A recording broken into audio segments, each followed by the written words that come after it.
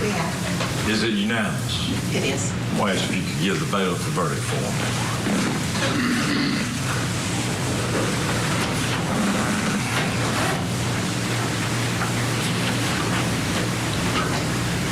The verdict form is in proper order. I'm going to give it to the bailiff for publishing. I mean, to the clerk for publishing.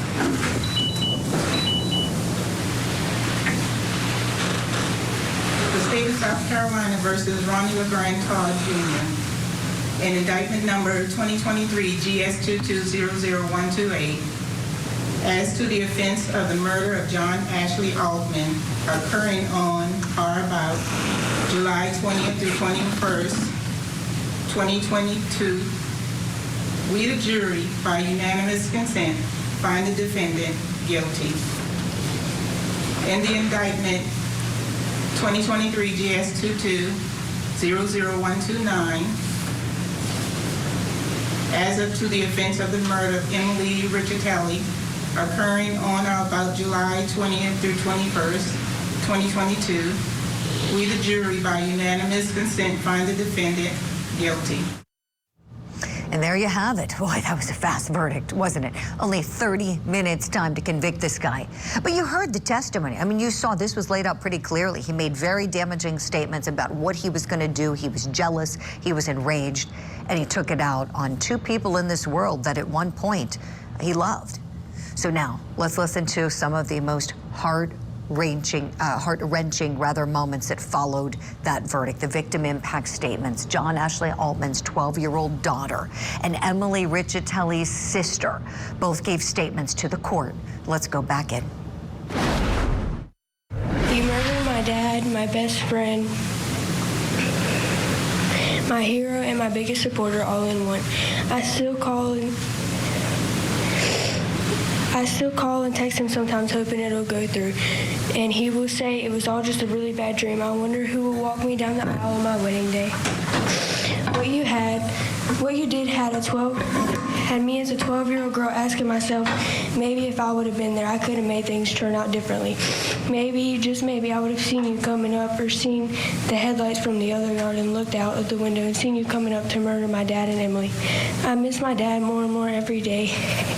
He should be here to watch me succeed in life, but he's not because of your actions. My heart aches because how could you put it in your own hands to take my dad from my family? I called you my Uncle Teddy Bear at that, but that's no longer who you are to me now. You're a man who's a murderer and has no sympathy. You have caused me to have trust issues with everyone, friends, even family. You've caused me to go through depression all in one action because of your pride. You called him your best friend and her someone you love, maybe even the love of your life, but yet you turn around and kill both of them. I remember sitting on your white side by side and you looked at me saying I would never hurt you or put you in any harm, but then you hurt me in the worst way.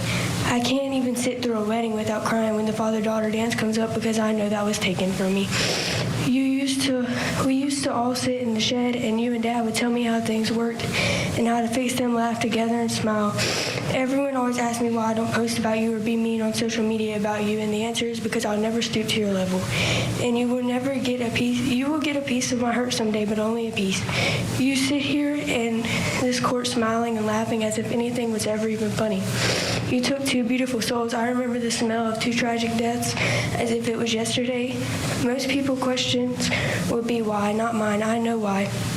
You knew that you couldn't be the man that my dad was. That's why you didn't fight him like a man, because you wouldn't have been defeated once again. Why has never been my question, because I know the man my dad was. But my question that I know you will answer is what? What made you do it that night? What changed? What happened to make you make up your mind that you were doing it that night? He murdered my... You've hurt me, but you'll never break me. I will stand for my dad and be his voice now that he can no longer be his own. His legacy will never die, but this is me letting go, letting the control you've had over me. This is the end of the stress and standing and the start of my healing. I long for my dad more and more each day. I trusted you, and now I trust no one because of you. My name is Christina Miller. I have with me Tyler Richitelli, and we are Emily's sisters. Take your time. I've stood before this court before, angry, raw, and heartbroken. Today, my words come from a place not only of grief, but of deep love for Emily, for her children, for our family, and for the truth that has been spoken today. And I thank the jurors for that. Today, I choose to center Emily, Ashley, and the many hurting families here today, not the undeserving. I'd like to extend an olive branch to the Todd family. You didn't ask for this, and I understand that you're also grieving in your own way. Still, choices were made or avoided that helped create this outcome. Hindsight doesn't always heal wounds, but it does offer clarity. I'm sorry that you must carry the knowledge that your child took a life, 2 lives. None of this is fair, not to you, not to us, not to Emily or Ashley. To Ashley's family, especially his children, life isn't fair, and this tragedy is not your fault. What happened does not define your father, and absolutely does not define who you are. You are not broken, even if your heart feels this way some days. Your father's love for you was real and deep, and no one can take that from you. I hope you carry his memory with strength and pride. Honor him by living fully, bravely, and with kindness. Emily didn't have an easy life. Many of her struggles were the result of choices, yes, but she fought to turn her life around. And she was winning. She had clawed her way out of addiction and was walking in recovery. She was present again as a sister, as a mother, and as a bright, resilient soul that we always knew that was still in there. I was so proud of her. When we were little, we played school. I was the bossy older sister, making Emily do math that was well above her grade level. I was the oldest sister and played my part very well.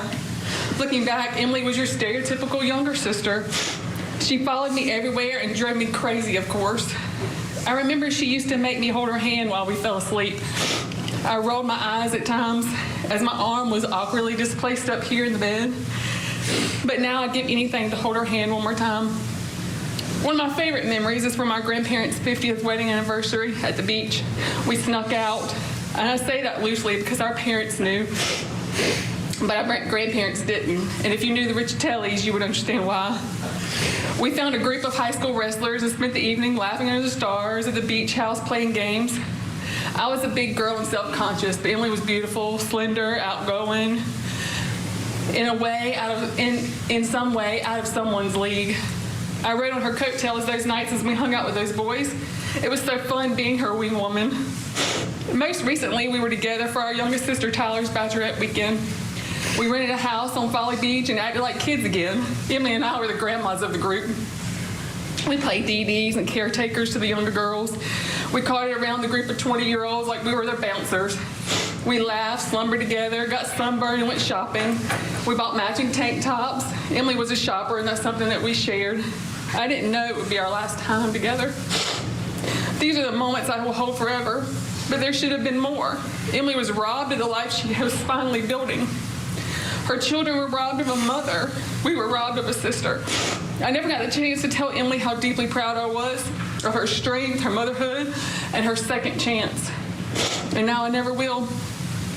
Judge, I ask that you impose the longest sentence possible to mirror the sentence her children face, which is life. Oh my gosh, it's so heartbreaking to watch those statements, isn't it? And we're not done. We're going to hear from Emily's mom. She is up next. And then we'll see the court impose sentence on this convicted killer.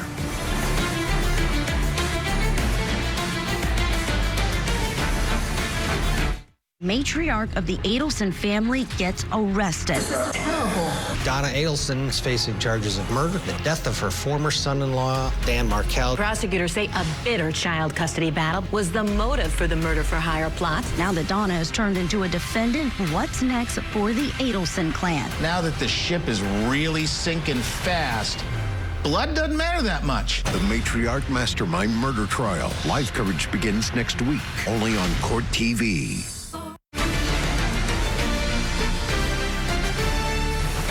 Welcome back to Court TV Live. Let's go back into that South Carolina courtroom. We're about to hear from victim Emily Richitelli's mom, and then you're going to see the judge impose his sentence. Sorry, it's an emotional day. We've waited a long time for this day. This is my girl. My beautiful, beautiful girl. Ron knows this picture because she made me buy 2 of them when in April of 2022, for her 30th birthday, I took her on a cruise because she came to me in November and she said, Mom, I know you always said I wouldn't live to 30 because of her years of addiction. She said, but I think I'm going to make it. Can we go on this cruise?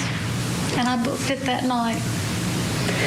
And my son, who's 11 years older than her, he called me 2 days before and said, I just booked the last room on that cruise ship.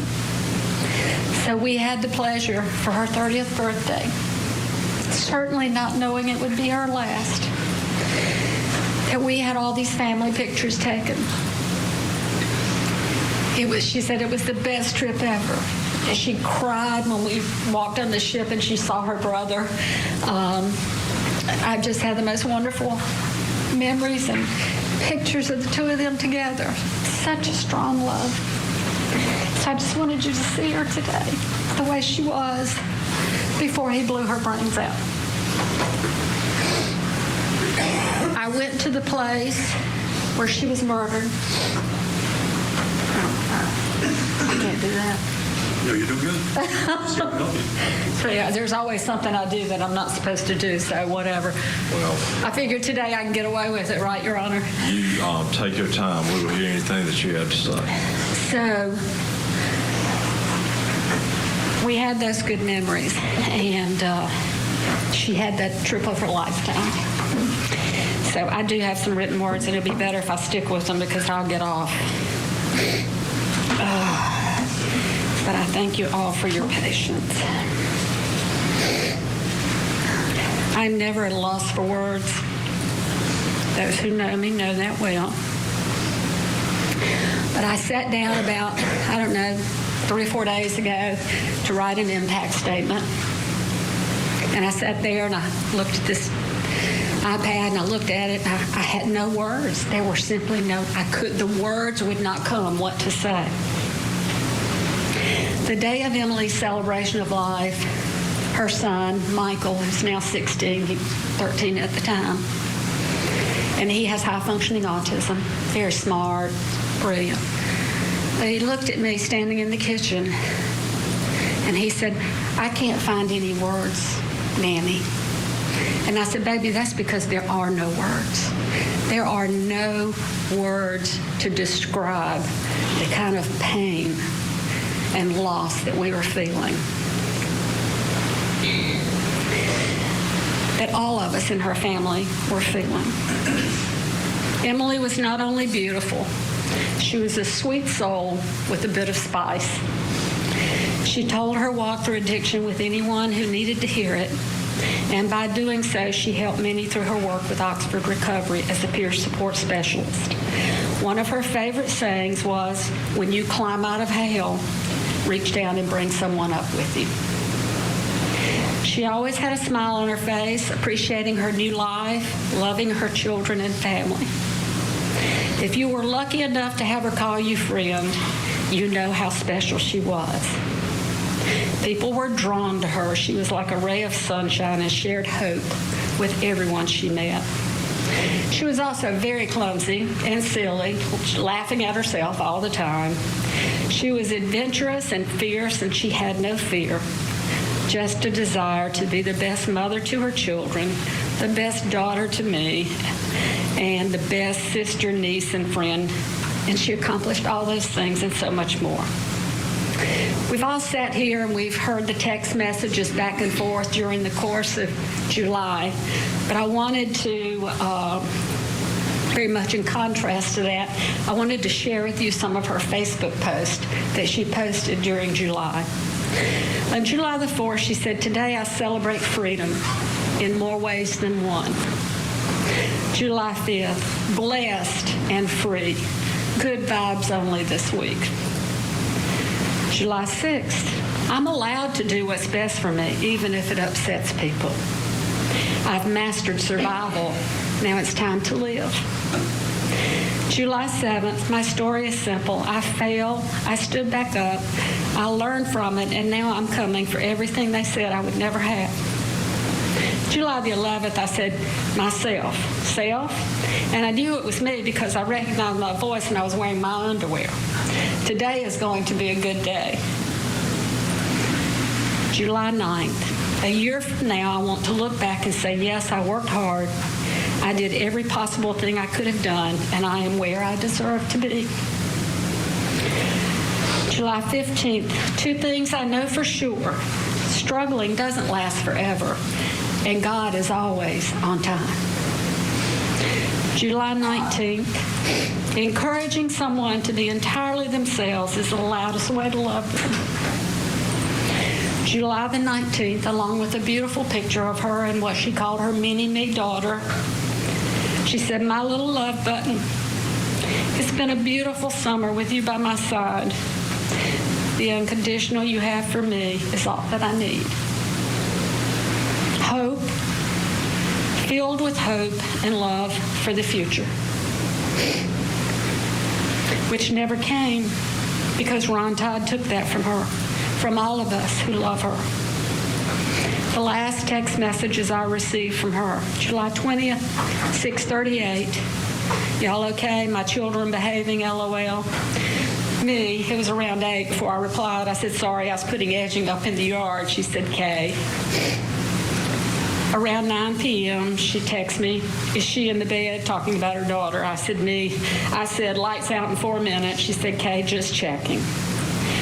She said, I'll be home by 12 if they are being good, with a winking heart emoji. I'm still at work at the moment. I put her kitten in her room, left her bedside lamp on, and closed the door before I went to bed. Around 3 a.m., I heard my doorbell ring. I knew when I came down the hall she'd not made it home. Her light was still on. I opened my door to a sheriff's deputy and a man in plain clothes. I knew something had happened. I said, did Emily have an accident? Where is she? The man in plain clothes stepped up and said, I'm the coroner, Chase Ridgway. Your daughter has been shot and killed. My knees buckled, and without hesitation, I said, Ron Todd has killed my girl. In the days after, I learned that Ron was a convicted felon and had many previous charges against him involving weapons. He could not legally own a weapon due to being a convicted felon, yet as you saw, he had a gun safe full of weapons. Ron should not have been walking the streets a free man. He should have been in prison.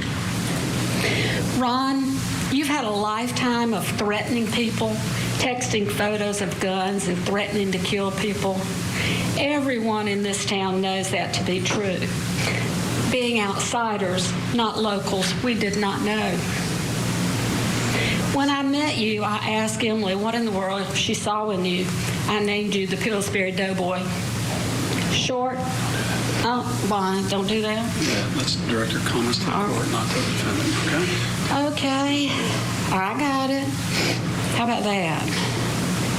How about that? Okay. See, I knew he was going to tell me there was something I couldn't do. Oh, no, thank you. That's okay. You have not shown any remorse at any time we have been in court. You have sat here in court smiling with your lawyers, but never showing any sorrow for the lives you have taken. A lifelong friend and a woman you supposedly loved. You have an evil soul. I am required by my faith to forgive you. And I hope one day you will repent your sins to God and He will save your evil soul. But you cannot walk free in society ever again. You don't deserve that and never will. Revelation 21:8. Can I? Oh, excuse me. But as for the cowardly, the faithless, the detestable murderers and all liars, their portion will be in the lake that burns with fire and sulfur, which is the second death. I'll finish with a statement from her son, Michael. My mom was a really good mom. She helped people, worked 2 jobs, and always found time for myself and Trinity. Although you took her from us physically, her legacy of helping others and being a great mom lives on forever.